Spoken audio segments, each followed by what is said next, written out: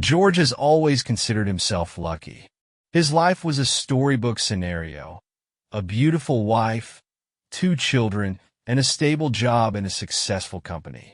Their home in a quiet suburb of Chicago was always full of warmth, children's laughter, and the smell of freshly baked bread, which Sarah often made. She was the perfect housewife. It seemed exactly what men dream of. Sarah worked part-time, doing small graphic design projects for local clients. This gave her the opportunity to spend more time with her children and maintain a cozy home. She often boasted that their marriage was a true example of partnership. George provided financial stability, and she created comfort. Recently, however, cracks appeared in this idyll. Sarah began to stay out of the house more often, explaining that she had new orders or meetings with clients. Her phone was always with her, and she became too attentive to the messages. George tried to ignore this, blaming it on work fatigue or ordinary, everyday problems. But the little things started to pile up. One day, when he came home early, he saw her laptop left on the table with open correspondence. Just one look, and his world turned upside down. The words he saw were unambiguous. Someone was discussing a meeting with her on neutral territory. His heart sank, but he convinced himself that perhaps it was just a work-related correspondence, albeit an informal one. At work, the situation changed as well. George began to notice that his colleagues exchanged glances when he walked into the room. Sometimes someone would laugh behind his back, but when he turned around, the conversation would abruptly end. At first, he thought it had to do with some jokes or gossip about work. But over time, it started to bother him. It was as if someone knew something about his life that he didn't realize. Over time, small suspicions began to grow into something more. Sarah became distant. She often talked about being tired or about the need to allow herself more time to herself. George, as always, tried to support her, suggesting that she rest, go out more, or even hire a nanny for the children so that she could focus on her work. She accepted these suggestions with gratitude, but it seemed that her thoughts were always far away. At work, the situation was also getting worse.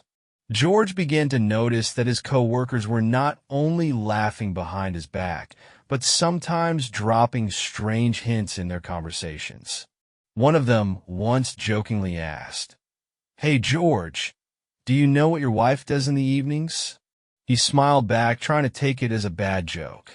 But the feeling of deep discomfort had already taken root. His suspicions grew when one evening Sarah said she was going to meet a new client. She dressed much more elegantly than usual. Expensive clothes, bright makeup, perfume that left a trail throughout the house. George asked if this was a business meeting and received a short yes, of course. He didn't say anything, but his sixth sense told him that something was wrong. After she left, he left the children with a neighbor and decided to follow her. George felt guilty, but his desire to find out the truth outweighed his desire. He followed her car into the city center until it pulled up outside a hotel. Sarah quickly got out, checking to make sure no one was watching, and went inside. George parked nearby and stayed in the car, watching. He was hoping to see something that would dispel his fears, but instead he saw a man who joined her a few minutes later. Their meeting was far from businesslike. That night, he hardly slept at all. At first, he tried to find excuses for her behavior, but the truth was obvious. His wife was leading a double life. And the worst part was that everyone around him seemed to know about it, except for him. The next day at work, he was met with even more daring jokes. George began to realize that one of his co-workers might have found out what was going on. His face burned with shame. He felt like he needed to do something, but he didn't know where to start. The discovery that night changed everything. George couldn't shake the image of Sarah walking into the hotel with such confidence. Her appearance, her behavior, None of it seemed like a mere coincidence anymore. He stayed in the car for another hour or so, hoping she would return and give him a chance to find some explanation that wouldn't be so devastating. But she never showed up. George realized that he could no longer sit idly by. He returned home, but found no place to go. His thoughts were chaotic. What if it was just a misunderstanding? Maybe it was really the client, and not what he thought? But then why did this situation coincide with the jokes at work? The next morning, Sarah acted as if nothing had happened. She joked around, asked him how he was doing, and talked about her plans for the weekend. Her ease only heightened his suspicions. George tried to take a closer look at her behavior. He noticed that she kept her phone close at hand, sometimes even taking it to the bathroom. Her texting became more discreet, and she often went into another room while making calls. Realizing that there was no point in simply questioning her, George decided to proceed cautiously. He recalled that a friend of his had once had a similar situation and had used a special app to track phone activity. George wasn't sure if he should take this step, but his desire to find out the truth outweighed his judgment. In the following days, he installed the app on her phone, taking advantage of a moment when Sarah left it unattended. What he saw confirmed his worst fears. Her phone was full of messages from different men. The content of some of them was shocking. They discussed meetings, conditions, and even amounts of money. George now realized that Sarah was not only cheating on him, but also leading a double life. She was not who he had imagined her to be all these years. At first, he was filled with rage and disappointment, but then a deep sadness replaced it. He could not understand why she was doing this. They had everything, a stable life, children, love, at least he thought so. George began to notice little things that had previously been overlooked. Her sudden trips, her lack of enthusiasm for family activities, her growing attention to her appearance. He even remembered her once mentioning that she needed to have her own space. At the time, it seemed like a normal phrase to him, but now it sounded completely different. The situation at work also became unbearable. Colleagues no longer hid their disdain or ridicule. One of them once said bluntly, "George, you're probably the only one who doesn't know this yet." He didn't answer, but this time he understood what was being said. His face burned with shame as he heard the laughter behind him. The mockery was not only a moral blow, but also a source of humiliation.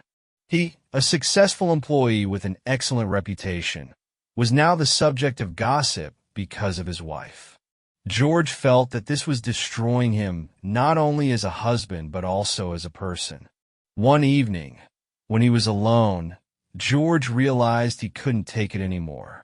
He decided he had to expose her to himself, to their children, and even to society.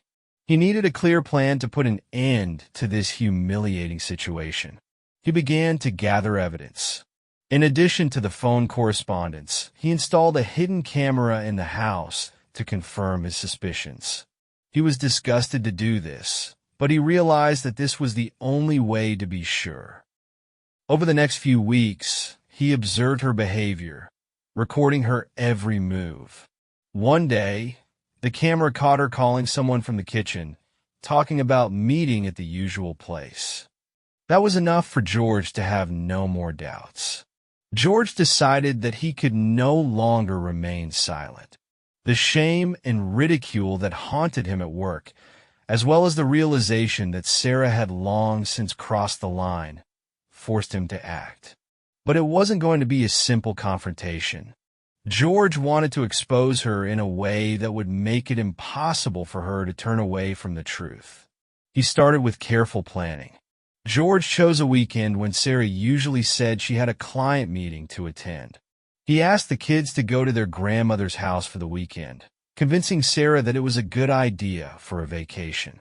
The children agreed, not realizing that this was part of his plan. To collect all the necessary evidence, George made an agreement with one of the private detectives.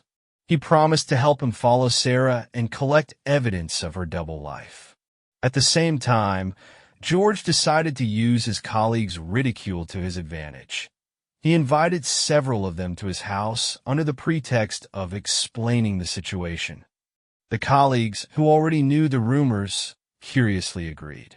They expected George to either make excuses or confirm that it was true. He had specifically invited them on the day that Sarah was to disappear again. As usual, Sarah dressed in her best, did her makeup perfectly, and said she was going to meet a client. George wished her luck, pretending not to suspect anything. But as soon as she left, he turned on the cameras and shared his suspicions with the guests. The detective sent George the photos a few hours later. Sarah met the man, and they went to the hotel. This was not the first such meeting.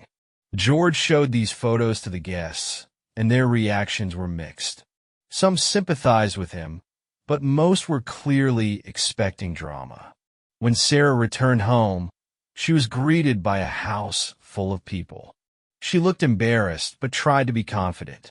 George wasted no time in showing all the evidence he had collected: correspondence, photos, videos. Sarah tried to deny it, but in the face of the truth, she simply broke down.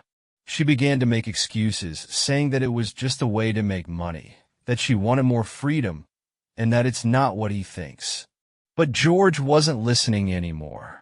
For him, those excuses were hollow. After everything came to light, the atmosphere in the house became tense to the breaking point.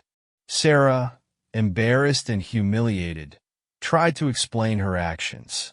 She said that she started it because of financial pressure, that she lacked attention and freedom, and that it was just a temporary job that had gone too far.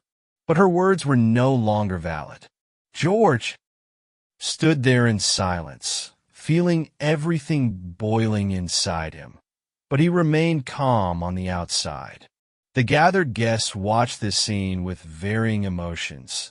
Some sympathized with George, others were shocked, and some were just greedy for drama. It was what they expected, but at the same time it left a bitter aftertaste. After this event, George decided to end the marriage. He saw no point in maintaining a relationship that was based on a lie. The first step was to talk to the children. This was the hardest part. He tried to explain the situation to them in a way that would not make them lose respect for their mother, but also make them understand why they could no longer live together. Sarah moved into a rented apartment. Her attempts to restore the relationship were futile. George remained steadfast in his decision. He also turned to lawyers to file for divorce and secure his custody of the children. The situation at work also changed. After the exposure, the ridicule stopped. Colleagues who used to laugh behind his back now kept their distance. Some even apologized for their behavior, recognizing that they had no right to treat him that way. A few months passed. George began to feel relieved. He realized that exposing the truth, although painful, had been liberating for him. Now he could build a life free of lies and humiliation. Sarah, on the other hand, lost a lot. Her reputation in the suburbs was destroyed, and she was left isolated. The children, although they continued to communicate with her, were more drawn to George, who became an example of resilience for them. Everything that happened taught me one important thing. The truth always comes out. Sometimes it's painful, but it's necessary. What would you do in my place? Would you be able to forgive? Or, like me, would you put an end to it?